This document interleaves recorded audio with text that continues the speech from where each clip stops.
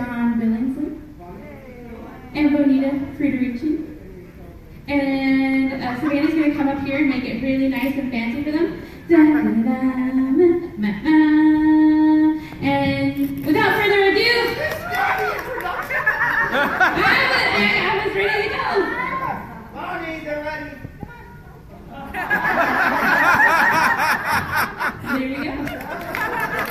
Bonnie! Woo! Bonnie! Sure! Oh, Bonnie! What? Come up here. Get started. And everybody outside, you can come in. It's okay. Everybody out there, come in. It's only $50. It's going to get more expensive than all the lollygags. $100. John, they're having very intense discussions out there. I know. There's no time or place for intense discussions. Like, none of those people turned around and looked at you at all. Oh, they are. They're having some kind of a ruckus, aren't they? Mild ruckus. A mild ruckus is taking place outside the front door. Nobody look, nobody look. Hand gestures. There's some hand gestures. This seems to be, there's there's a lot of hand gesturing right now. Uh-oh. How can you ignore us for so long? I know, there you go. Here comes, okay. One of them passed. All right. All right. Hello, Indianapolis. I wrote a poem. I have not heard it. Are you going to shout? The last time we were here in Indy, as I recall, my wife was Windy. It wasn't beans, nor was it curry. It's simply that in all the flurry of excitement meeting you, she tooted out a toot or two. Which some of you may not recall, the way she farted in this hole. But if you're married to the tutor, then your memory's acuter. And so it is with great affection, while warning of her predilection, that I present my wife to you, and now she'll say a thing or two.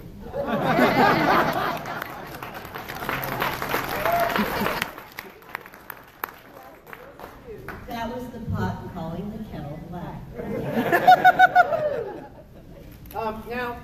We do have a fart shelf at home, by the way. Fart books from around the world. I guess I should take it back. Can you hear me okay without this? No. No. No? No, they said no. Oh, really? John, no means no. Really? No. Well, it does now. I know. Wait. Man, you gotta be your own goddamn symbolist here, didn't you? All right. So here's the deal. The person who asks the most provocative, embarrassing, interesting, or otherwise scandalous question wins this poem. That is a prize indeed. It is a prize indeed. Does anybody have a poem written by a Star Trek actor? About his windy wife. Wait, you have one? I do. Who's it by? It's by DeForest Kelley, and he wrote The Great Bird of the Galaxy, and he said it for me. Was it better than this? No. All right, now put you on the spot. This is named The Great Wind of Bonnie. The Great Wind of Bonnie, come on. What is it? The Great Stars of the Galaxy? The Great Bird of the Galaxy. The great- He wrote it about Gene Roddenberry. You wrote it about Gene Roddenberry. Yeah. Was Gene Roddenberry windy? I do not know. Do not know. I'm going to go reread that poem. Well, all right. There. So you're the first person to actually say, in fact, they have a poem written by another Star Trek It actor. just really deflated his ego. You really Yeah, did. I'm very Nicely done. That's the only one actually doing it. Oh, no one else has a poem. Oh, you just lost the There's a contest. rich bitch. Hi. Hello, how are you? Would you like to hear the poem? You were late for the poem. It's about my wife's flatulence. Never mind. Honey, she's a little green. She may have had a I rough know. night. Anyway, look at all the latecomers. Come on in. Come on in. Come on in. You know what's funny is they look at you and they go even slower. I know. That's the story of my life. Don't make me chase anybody down. Some people last time I was here 7 years ago left the hall.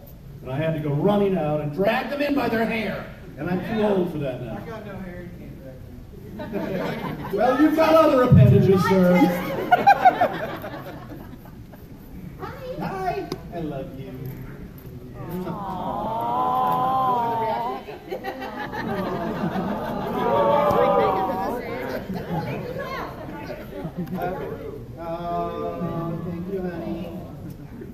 The person who asks the most provocative, interesting, scandalous, etc. question wins this poem and a signed picture.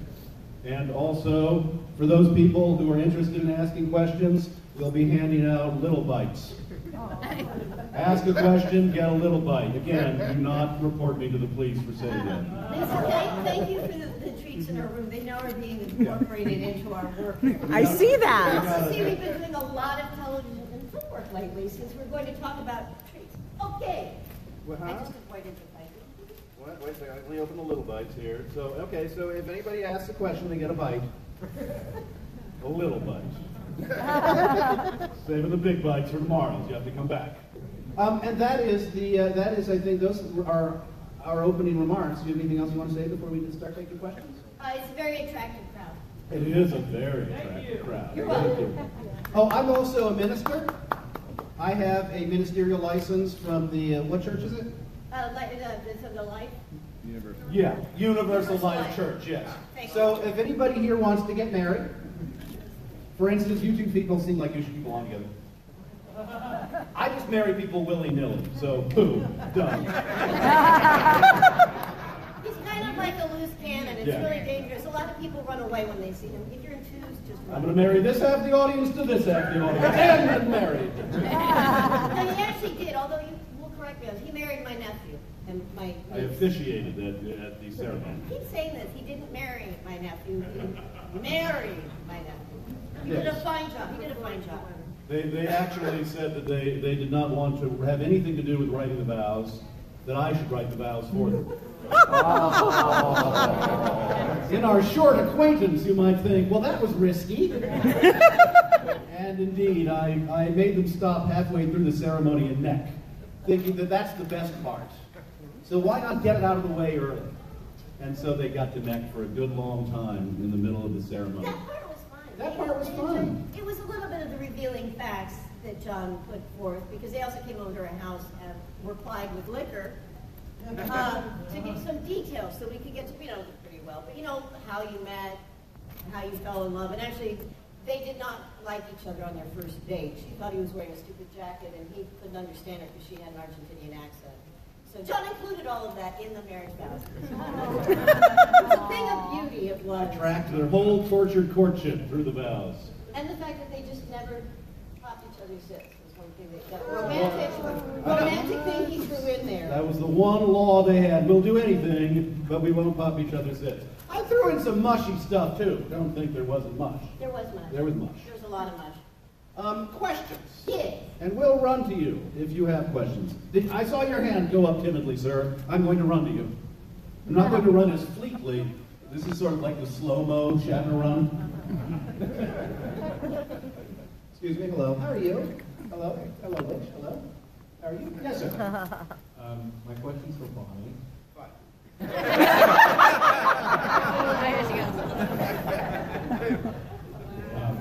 What was it like working on the Wolfenstein games, the new one, and what was your initial thought going into the second game of what they were going to do to your character in particular? Have you seen the second game? Yes. Spoiler alert. Does anybody here not played the Wolfenstein game that wants to be surprised? Plug your ears. I don't. If you are going to play the Wolfenstein, the second one, I can tell you the answer to that second part later. May I just say I was not pleased at first. I actually really enjoyed doing the Wolfenstein. Do you guys have people play the Wolfenstein original game, video games in the 1990s, where it was the first single shooter?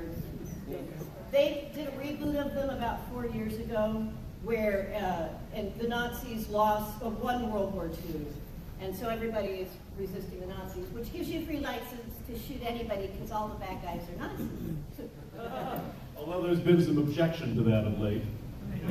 By the Nazis. Why do you always have to pick on us Nazis?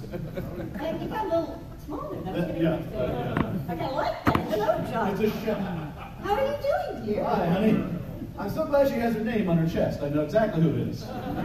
Anyway, to quickly answer your question, it was, so it's the motion capture. The technique has really, really become incredible. If you watch the game, I got to watch it as a whole film. They put it together for us to see, and it's just beautiful. It is incredibly, incredibly gory, blood everywhere, weird stuff happening, but the actors are really good, and they shot the whole thing like a play, so you can't fuck up. If you have to shoot monologue scenes and stuff like that, and get through them in one take, which I actually would blow it on like the last line of the whole take, and you have to do the whole take all over again. Part of my problem was I was playing a German resistance fighter named Caroline Becker, who had been shot through the colon. So I was paralyzed, and I was in a wheelchair, but it was supposed to be a state-of-the-art 1945 wheelchair. So they got a state-of-the-art 2010 wheelchair that was motorized, and those ones can spin around. They're really good ones now. They spin around, they go backwards, they go about 30 miles an hour. They're very big, they're very impressive. But I didn't have any time to learn how to drive it.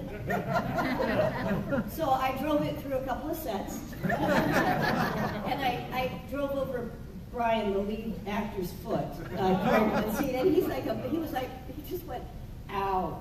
And I backed over him because I threw it in reverse, and then You went over his foot twice? I backed over it again. But anyway, it's a really interesting technique, and I had a really good time. I loved all of the people. I also got a really cool suit at one point that was the Jewish population, the scientists had found all these secret, they built all this secret technology and buried it, and it gets unearthed during the game. And I got a super suit that when you put it on and zip it up, it encases you, and then I could run, and I could jump, and I could leap, and then I came home very broken after those sequences. She hasn't run or jumped or leapt since. I got to give this guy a brownie nibble. Yeah, anyway. Hey, Bonnie, take the next question. Okay, anyway, I hope that answers it. You can ask me later how I felt about decapitation. Yes. There you go, brownie. Oh, I guess that was a spoiler alert. Bonnie was decapitated. Yes, my dear. Can you tell us a little bit about working with Zach Levi? Dreamy. Am I going to get any questions? Jesus Christ. Here's a brownie. Why, thank you so much. He's really tall. He is 6 foot. If you watch Chuck, he was the lead on Chuck. He is 6'4.5". He might be 6'5". They were all very, very tall, and I'm 5'3".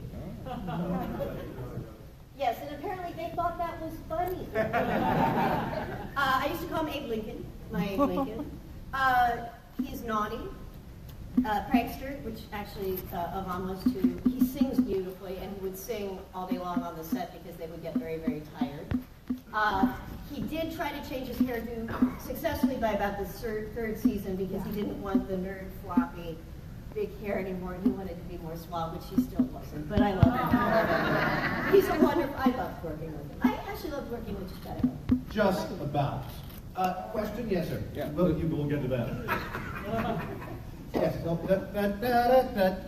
You got a brownie bite, right? Okay, thank you. Here's a brownie bite for you, sir.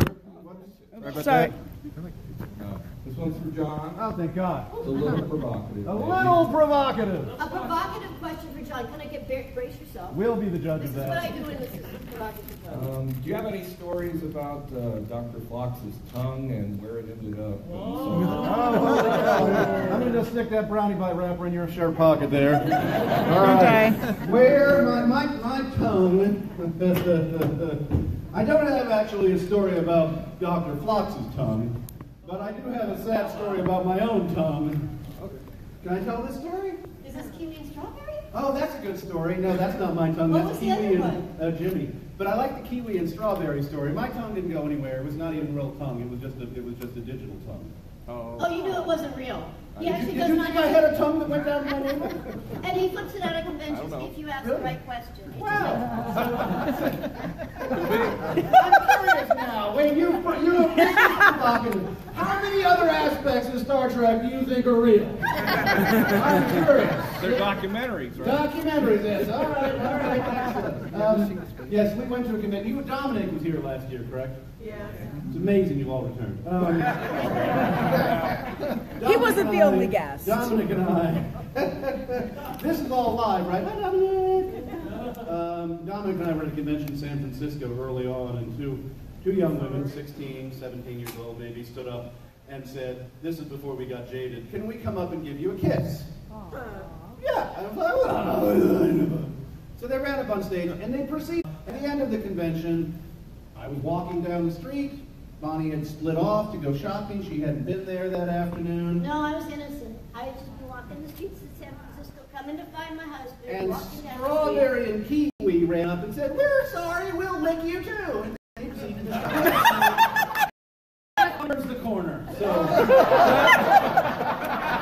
And this was about 15 years ago. He's new on the show. I don't know anything about the conventions and things like that. So I'm like just innocently walking up, seeing two very young women in Lincoln, right in front of a building. Bonnie, I'd like you to meet Strawberry and Kiwi. Those are their nams. Or Boysenberry. Actually, it was a berry. No, it was Kiwi and Strawberry. Kiwi and Oh, Strawberry? it was Kiwi and Strawberry.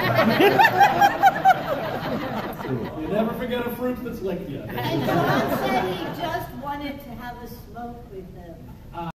I thought I was walking down the street and said, "Oh, Mr. Flox, Dr. Flox, whatever the hell they call me. Oh, I'm sorry." You call yourself Phil Floss. Phil, I call myself Phil Flox because he never had a front first name. Phil Flox, how you doing? So that's the story of his real tongue, and where it's been. There was an actor I was in a play with years ago. Is this a bite? There's a bite. He got a bite. No, you gave him the wrapper. I gave him a bite and a wrap. He just gives me the wrapper. He gave me the wrap. I'm sorry. That's what we are. Wallets for each other. Okay. I gave them away. No, my other story, which is, but Bonnie, you know, during this sort of difficult and strange time in American history with all the sexual harassment charges that are flying, and of course, I personally think better, out, you know. But, you know, the way men are, it's like, well, they're not going to get me on anything. I was pure as driven snow. And Bonnie reminded me of a play I did with a gentleman who consistently arrived late to rehearsals and never knew his lines. And during the kissing scene, I started to French kiss him.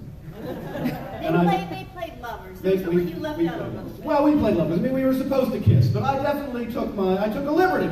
I took a liberty, and I realize that now it's like Damocles' sword. I'm waiting for Jimmy somewhere to come after me. And if I had a famous career, I'm sure he would. But who's going to come after John Billingsley? Is that going to make the Huff Post? I think not. Vaguely recognizable character actor that you've never heard of, accused of sexual harassment with a gay man 25 years ago. In a play with his wife, where the gay man actually would say to me, "What is your husband doing?" And I go, I don't know. What are you? It's like, show up to rehearsal on time, Jimmy. All right, enough of that. Just because you did that to me when I was late does not mean you can do that to others. Oh, no. I will just say, I played Lady Jane Greystoke. I was Tarzan's wife in that play, and John was my Berber taxi cab driver. Yes, so. I was not. Yes, it's funny. You go back in time and you think, oh, dear. Do you? Well, yeah, I had no business playing a Berber. No, you didn't. Yeah, I had no business playing a Berber. He wasn't brown. I had a good Berber accent. Muffin? No, or are you calling me Muffin? Muffin. Oh, another question. Another question. Oh, the one at the All the way in the back. Thank God you get that one. Bonnie, wait, Bonnie, wait! Come back! Muffin! There you go. I did wash my hands. Where did the muffin go? It goes if the gentleman is raising his hand. Oh, it's a pre-muffin. You get the muffin first? Oh. The one who's clean. Yeah, he gets the muffin before the question. We're not grading the questions. After the wheelchair story, I was actually wondering, when you guys are riding anywhere together, who drives? That's a beautiful. I drive. I was scared when you came at me with the muffin. Bobbing and weaving and bouncing. Oh, But the only reason I drive is because I tend to get car sick if I'm a passenger. And nobody wants that. He drives a lot faster than I do, too. Yes, question? Yes. All right, yes, sir. Muffin? Mm-hmm. I know you can't. Resistance is futile. I was wondering, you did an episode of Castle. Yes. And was it Yes. tense on that set? Oh, yes, the famous... Yes, the I was on it, too. You were alluding to the famous story that the leads did not speak to each other. I did not get the impression that they did speak to each other, although they both were very friendly to everybody else, and neither of them seemed to be in a particularly bad mood. So if there's truth to that story, they certainly did not let any of their personal animosity bleed into their professional Rizzoli and relationship. Isles, same thing. Angie Harmon and the other gal on the show, Rizzoli and Isles, Sasha. they apparently can't stand each other, although they have that fabulous chemistry. And I worked on that show, and they seemed fine. They just never talked to each other. On Enterprise... Like it's like this, like we would stand like this, and I'd say, do you have a question for the guy next to me? And on Enterprise, the captain and the dog, they hate each other. There was a bitter animosity that poisoned the set. See, we don't like animals secretly better than people. people, don't we? Yes. Yeah, I'm Secretly? sorry to rattle, but you know, Scott Bakula, we got him back. He's chained in my basement. Hey, I let him out for NCIS episodes, but after that, it's right back to LA. you're not supposed to tell people that, John. We feed them, we do. We do. It's intravenous fluids, subcutaneous fluids. Question? Yes. Dr. Fox seemed to have quite a menagerie on the show. Was all of that just prefab? Were there actually any real animals involved, or was it all pretty much just your amazing acting that you were able to?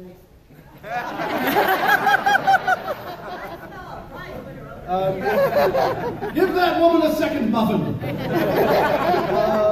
have any input on any of the creation of any of them? Input. You're actually training right now. I am. I know. No, it was all gimmickry. In fact, there was actually some of the beasts that were supposed to rustle in the cages.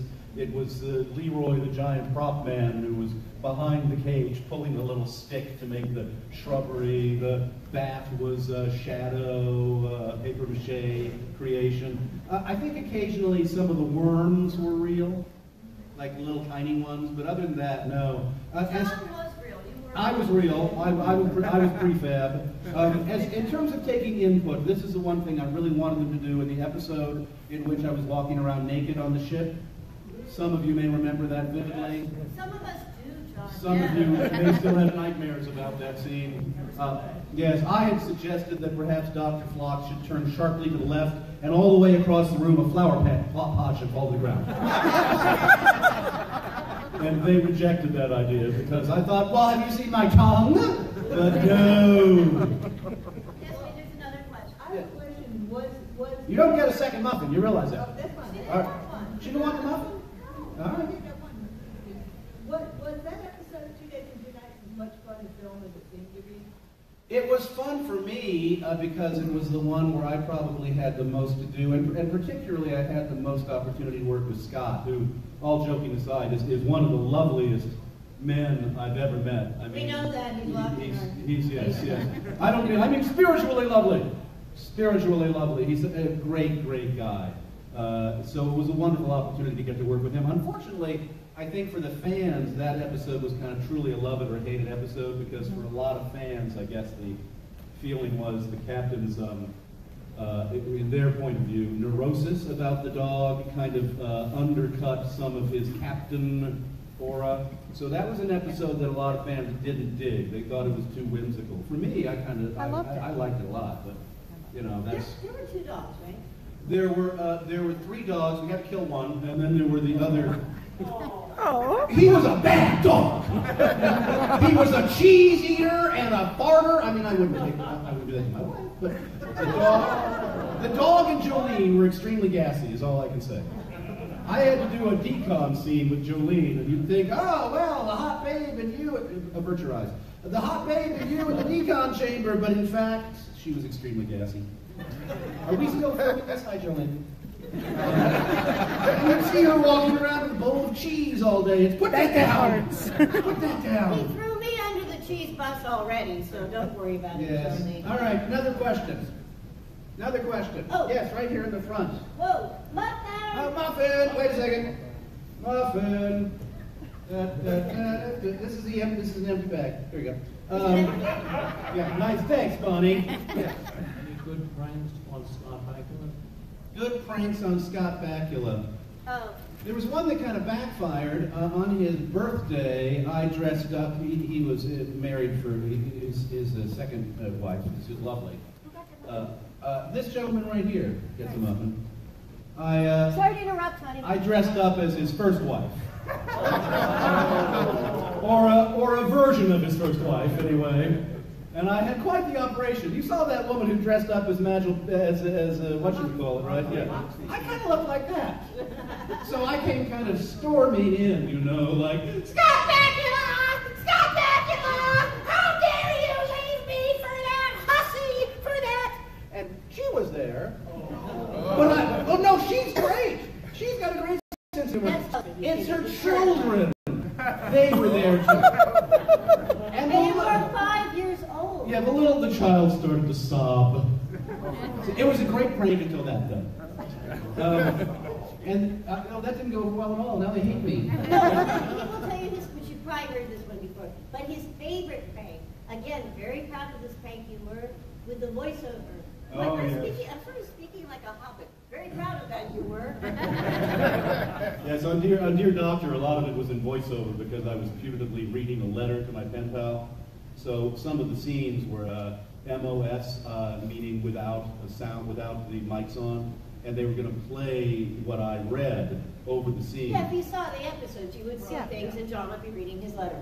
That's what he meant. I'm his interpreter. Thank you, Brian. So the scene was supposed to be, we had stopped to pick up an abandoned ship, and we were taking the survivors on board, and my voiceover was to the effect of, oh, what noble people the Earthlings are, and how brave, and la la la la la, and wonderful of them to stop, and yada yada yada. And so I pre-recorded something because they would play it over the scene to match up, so it would sync. When they were shooting. So they called action, and they played what I had taped, which was that I was standing behind the captain on the bridge.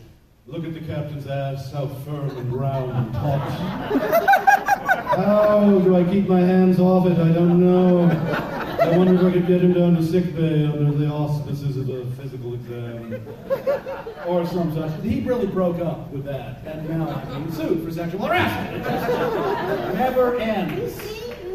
I know. It's like, and the more you think about your past, the more you realize how vulnerable you are. Wow. Anyway, you were very, very proud of that at the time. Yes, and I won first prize in the Halloween contest by dressing as flocks in bondage. There are pictures of that too. Have you heard that one? Because it was like the first Halloween, second Halloween, and John hates dressing up for Halloween, so he left our house that morning saying, I'm not going to dress up for Halloween. I'm sorry. And he comes back that night. I was watching a scary movie with a friend. He comes back at like midnight screaming, I won! I won the costume contest. So the story is between that morning and that night, what happened? As I showed up on the set, and apparently the focus puller and one of the crew, they were supposed to go as a couple in bondage, but one of them chickened out. So the focus puller, who was the dominatrix, was looking for a volunteer, and I said, I'll do it. So having the entire costume shop to avail yourself of, I had the whole apparatus, the red rubber ball, and the little black bikini pants, and and she brought me onto the bridge of the Enterprise on a leash, and I hopped in the captain's chair, and she whipped me with her... Floss makeup. I was in floss makeup, yes, and she whipped me with her cat of nine tails, and I won first prize.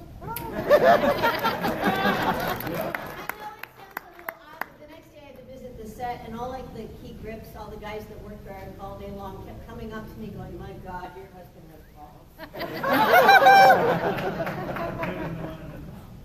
Yes, it was a big red rubber, and I was very startled by the whole thing.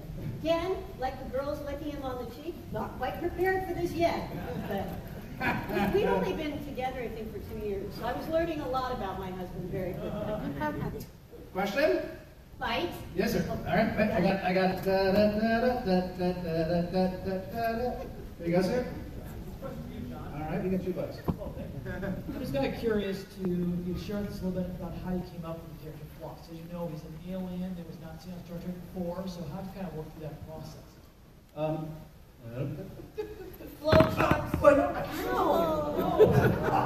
sorry. You broke my husband. No. Ready to fight a Klingon right now. They're Klingon here, thank God. No. What? Oh, don't point out all the stains. There's so many of them. I have to clean them. So. Dominic probably told you the story in the way that Dominic has in telling all of my stories. Did he tell you the story this way? Oh. Yes, when I got the scene, because they don't send you the entire script, it basically said, come in with a slight alien accent. This is absolutely true. Sometimes he makes stuff up, but this is true. This is not. And needless to say, that's not a lot to go on, so I tried a variety of different voices, and et cetera, et cetera, et cetera. The real key to the character was that he was good-humored, and he had an optimistic attitude, obviously. He was a philosopher, and something of a Buddhist. So eventually I settled on something that was kind of, had the vague lilt of an East Indian accent, but I thought to punctuate it in moments of joyous transport or rapture, perhaps he would squawk like a bird, because he was a bird on his home planet. So I went in and I auditioned and I did the Dr. Phlox voice, blah, blah, blah, blah, blah, blah. And I'd squawk a couple times. He actually would. He did it very well, by the way. I thought it was pretty great. I can't do it now. I can't do it now. But back in the day, my squawk was better. I was younger and I had more. Well, yeah, like when Dr. Fox would be very proud, like John was earlier when he was preening.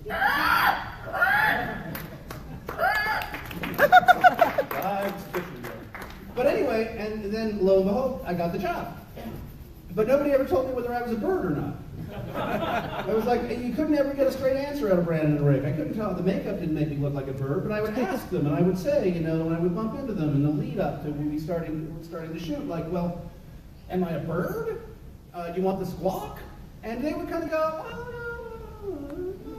you know, and a way that they have, if you knew them, that would just is like maddening because that's how they could sometimes be.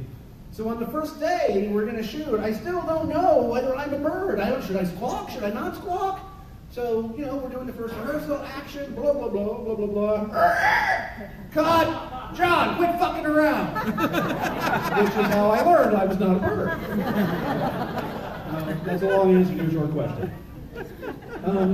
Actually, I really liked watching John figuring out flocks. Because, I think you've said this before. It's closer, probably one of the closest characters that he's played, because he plays a lot of serial killers, to his real self, I have to say. And child molesters. And child molesters. Don't sell my oeuvre short. And blind photographers on NCIS, that was a favorite one of mine, cranky blind photographers. But the thing is, it was really interesting when they had him be in the, were you in the infantry of the Denobulan army? Because that was, when you realize how much work he put into what he thought the character should be like, and then he gets the script and finds out that his character was in the army on his planet, it was like, what? That is the one thing that was strange, and that, you know, a lot of people who, when they're cast in Star Trek, if you're a Klingon or a Vulcan or an Andorian, you've got a body of history that you can look at, and you have a sense of what defines the character. With the Denobulan, you know, you really are making it up as I went along, and I made up this whole story for myself, this backstory, that we're from a monastic world, and there are only 3 of us left, and that's why you've never heard of the Denobulans before, and blah, blah, blah. And it turns out we, like, breed like cats, and there are billions of us, and it's like, we all have 18 wives. It's like, where have we been hiding then all these years? And 18 husbands, consequently. Yeah, I slipped that in for the community. It's like, well, if I've got 3 wives, then I probably have 3 husbands too. Yeah. I like that. I'm muffining down here. Is that a word? I'm muffining? Muffins to you, sir. I'll give you the Rice Krispie treats are on the horizon. This question is for you, Lonnie. Yes. You just mentioned a minute ago that one of your favorite episodes on NCIS was the one where John played the cranky blind photographer. Yeah. What made that episode one of your favorites, other than the fact that your husband got to work with Mark Harmon? It's my favorite episode because it was 2 degrees of Mark Harmon. Is it? It's also your favorite episode because it's the only episode of NCIS you've ever seen. Could be true. Could be true. And it could be true that it's because my husband was in it, and I love my husband. Because he's dreamy. But actually, I will say that. I will say that you were a bit dreamy, and you had the dark glasses, and I actually kind of liked you cranky. You were kind of like, no, I thought it was an interesting episode, too. It was a little weird when he was describing to me that a blind photographer could smell his photographs. This is based on a true story, for those of you who never saw that That's episode. what I thought was interesting. It's actually a famous photographer who went blind and decided that he would continue being a photographer because he would kind of walk around, he would hear things, he would smell things, he would take pictures, and then he would turn those pictures into works of art. And apparently they sold like hotcakes. I saw a couple of them. It's like, looks like a blind guy took this picture. I don't know. Praise from you. Yeah. Rice Krispie. You want me to do it? No, I'm just looking at how it's a Rice Krispie treat. It's just, well, I didn't take a bite out of it. You might, I know. Did you take a bite? Yes, Dr. Fox dispensed a lot of pecan jelly. Yes, he did. I can see where this is going. They slathered all over themselves. Yes, they did. Inside their underpants. Yes, they did. Going for a prize here. I can see. There's a poem in your future. And I just, what was really in that pecan jelly? Mayonnaise. No, that was just the first thing that came to my head.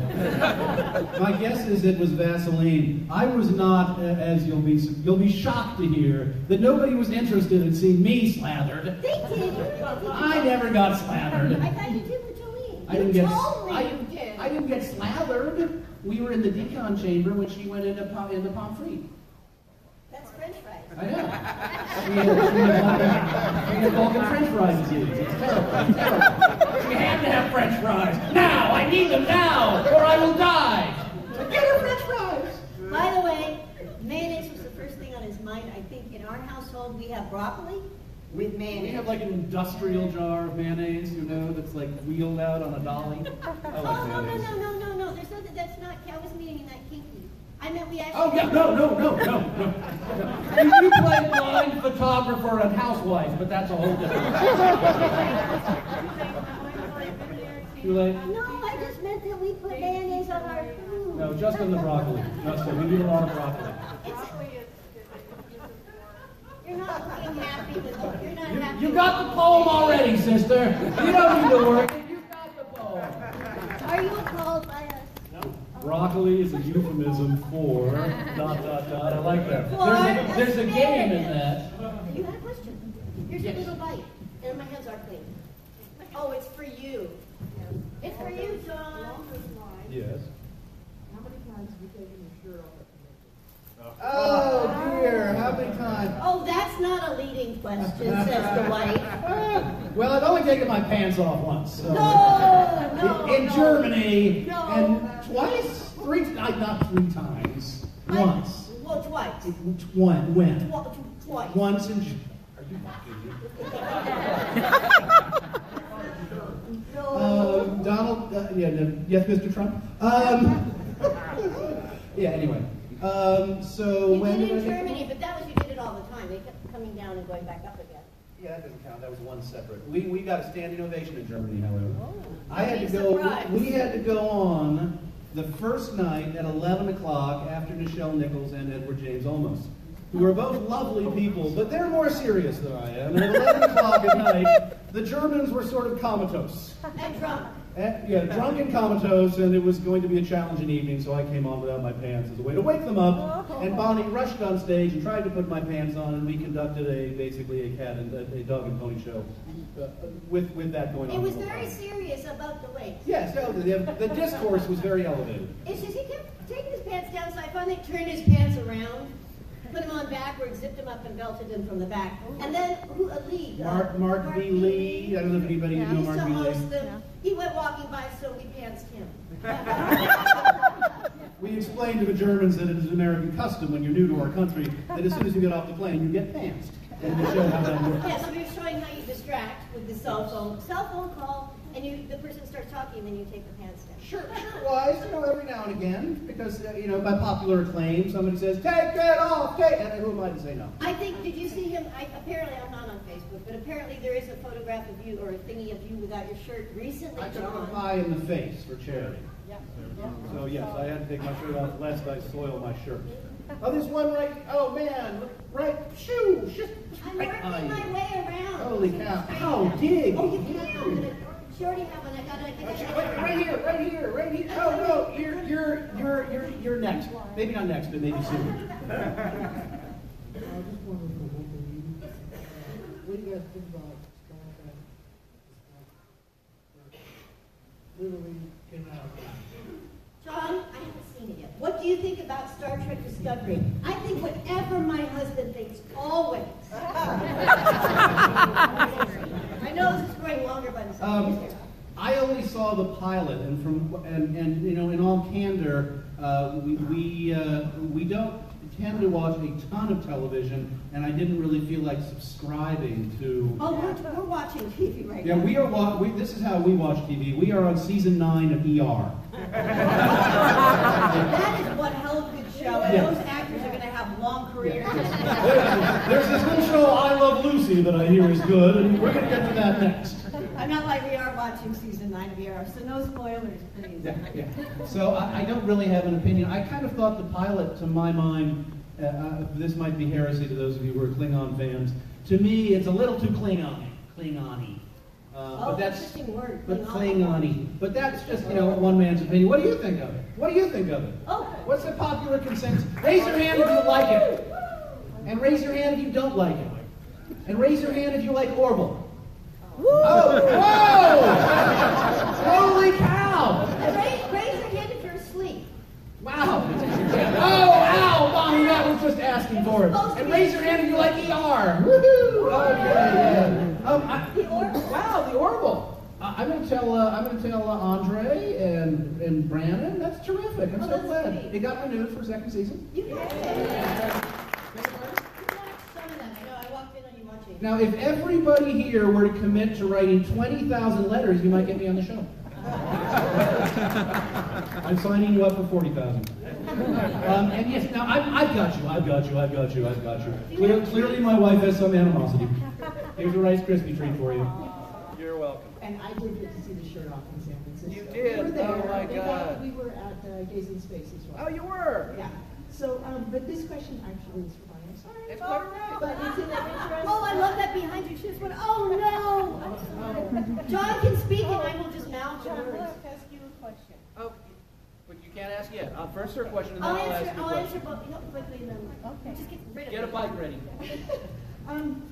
But my question is for you in the interest of embarrassing question. I was just nice. curious as to what Competition. I know, well played, people, well played. the most annoying personal habit is. Oh, dear God. That's a good one. Why? Most annoying personal habit. Be very careful about this one, buddy. Ryan? Bruce?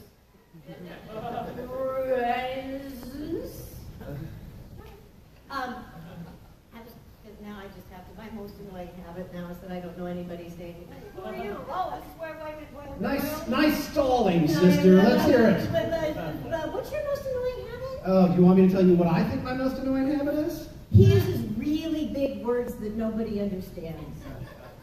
That's the most annoying? Well, yes, because people stand there and they listen to you and they go, uh-huh, uh-huh, and it's like, do you know what he just said? And they'll go, uh-uh, So I have to tell them what the words mean if I know, and then most of the time I don't know. Oh, pshaw. What else? You walk around the house in your underpants, and I have to go through them all. I don't mind that much that you go around the house in your underpants.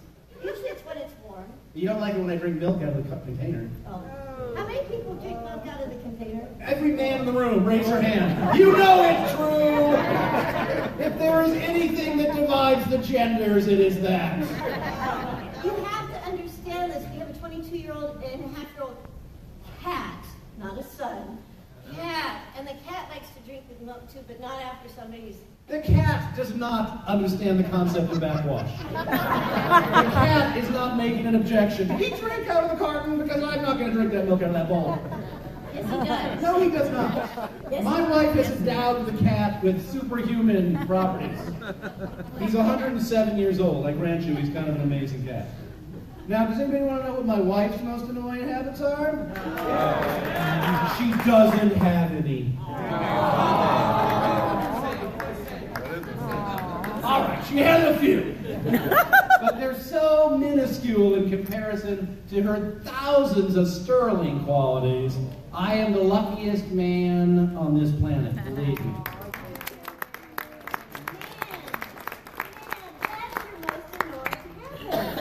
That I make you seem small and petty by comparison?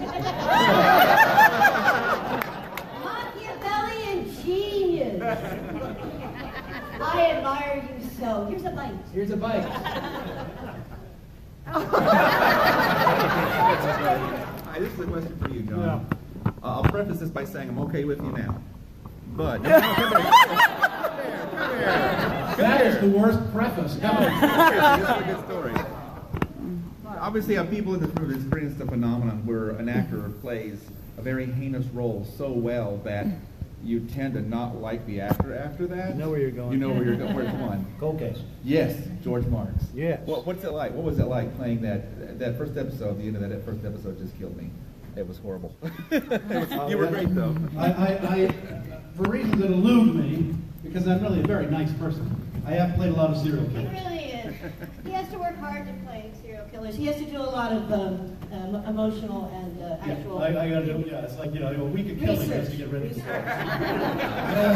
gotta get under kill for a while. I know, we've had to move a lot. Very mental, yeah.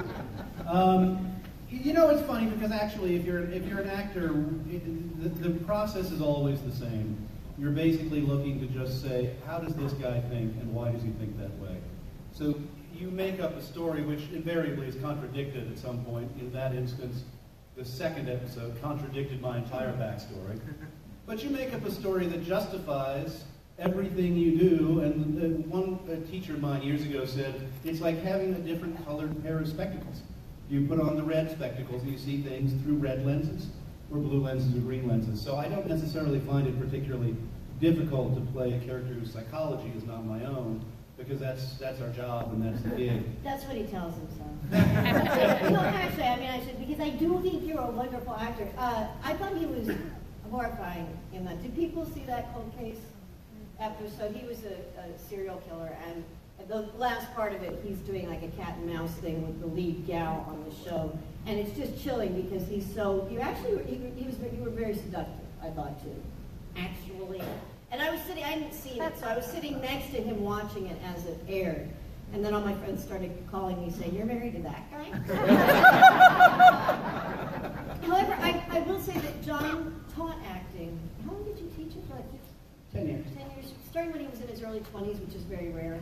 And he taught in such a way that everything he does is action-oriented. And it's really an interesting technique, and I think that's I love his work for that reason. It's always about what would I do, what am I doing, what am I trying to get, which can change with any character. Do you know what I mean? You don't have to play necessarily the whole inside and the stuff that's tweaking them into doing this. You play, I'm a serial killer, so I want to kill, basically. Yeah, or you want to hide, or you want to taunt, or you want to tease, or you want to. It is the fundamental basic precept of acting is. Wow, really? Huh? And those are the things you. Oh! I was wondering why is that man suddenly laughing in a bizarre fashion? My wife is upstaging me. You really have to know early on that your job is not to emote, and it is not to actually tip the hand to somebody about the psychology. It's simply to figure out what you're trying to achieve in a scene. What are you doing? What are you going after? There are any number of ways to language it, and it takes many, many years, I think, if you're an actor, to really quite grasp inside of you the concept of action, that it's always rooted in an action. And in a way that kind of negates a lot of the yammer that I think a lot of actors can kind of engage in when they talk about acting, because generally speaking, it's just what are you doing? What are you doing? Question? Yes, all the way. Wait a second. We're down to the Nutellans. My dear, I'm going to go here first, just because you've had two. But then we'll go back to you. And I'm here, and I've got the muffin. Oh, this is for John. Yeah, no, I'll get out of the interview. What is the craziest thing you've seen or been involved in your acting career? Craziest thing I've seen or been involved in. There's so many different ways to approach that. There are projects that are kind of misbegotten. I think probably Bonnie and I were in a movie, and she can talk about this, called The 12 Dogs of Christmas. This is a question for you. Well, yes, but we were both in the same movie, and she would have a similar experience, I think. We were in a kids' movie called The 12 Dogs of Christmas, and for a variety of reasons, there were a lot of problems on set. One of them being that we shot in Bethel, Maine, nominally in the snowy season, but there was no snow, so they had to rent fake snow, but they could only afford one truckload, so they had to truck it all over town. It's like every scene, they would have a guy shoveling a little bit of snow out, and you had to stage the scene like you were right in front of the snow. If you were inside, you couldn't open the doors wide because people could see the yards. You'd see all the actors kind of going like this to get in the door and then closing the door. And the people who rented us the picture cars, they didn't like the producers, so we think they poured sugar in the gas tank because none of the cars would work. So it was set in 1930 during the Depression in the snow with children and dogs. So out of frame, when the cars were running, was because two Grits were pushing the car. And let's see, what else? Oh, they were filming it. There was a story about a little girl who had a dog, but because they were filming it out of sequence and they had a puppy, the puppy grew up so fast, the dog was like a dinosaur by the end of the movie. And it was shot out of sequence, so in the beginning the dog was really big, and then it got really tiny, and then it got It's a really good It's a really bad movie. They cut about half an hour of it out, and it was a half an hour in which I got in a big fight. So suddenly, completely arbitrarily, from one scene to the next, I've had the shit beat out of me. It's like, when did that happen? Why does he have a black eye and he's missing a tooth? Do you remember there was a special effect that they could only do it once, like a huge net was going to fall on the evil people and the dog catcher, and they had to shoot it from a catapult, and they had it all and the set car up. was going to blow up. They set it up for like 14 hours, they were going to do it at sunset to make it perfect. We're all waiting all day long. It's like, here it comes a big effect, the car's going to blow up, the net's going to fall. Yeah, everybody ready? Here it goes, here we go. It lit like a little fuse. Everybody stand back. And nothing happened. And then night fell, and John John ended up having a black eye in the next scene for no reason because there was a fight scene involved in that whole sequence. But I will say, perhaps you might have been alluding to True Blood. Oh yeah, I love it. Oh, True Blood, yes. True Blood was a vampire show in which, during the second season, my character was essentially naked all season. I was participating in a season-long orgy. So I would have to come home from work, and my wife would say, "What'd you do today?" I was like, "Well, I took somebody from behind. I rubbed, hello, your timing is exquisite. Are you asking for a Nutella stick? Here you go. You're saying it's time to stop. It's time to stop. Can I finish this story? Yes. Yeah, have some Nutella and chocolate. Yes. This is the last part of that story, and then I'll say goodbye, which was that there was an extra, and apparently, forgive me, this is a salacious story. Are there children here? We should have asked that right at the beginning. If there are, it's really too late. You've ruined your life. Apparently, you get paid as an extra by the breast. So yes, if you have one breast, if you're a female, the guys don't get anything. But if you're a female, it's $100 per breast. So yes, there was an extra, and we had to have kind of like a makeout scene, but she was desperately trying to get both her breasts revealed because it was $200 versus $100. So I just gave her $100. She also wanted John apparently to keep her warm because she was naked, and my husband said, "That's what bathrobes are for." Yes.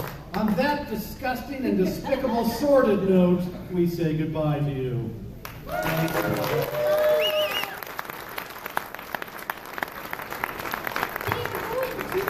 The window hall right now. You can have your picture taken with these lovely people. Wait a second. Who won the poem? Did you win the poem? She won the poem. She won the poem. Congratulations. And we owe you a picture. So go get your pictures taken, and then look back here where the Klingon pop warrior is going to come and sing for us. She's going to sing beautiful pop songs in Klingon. It'll be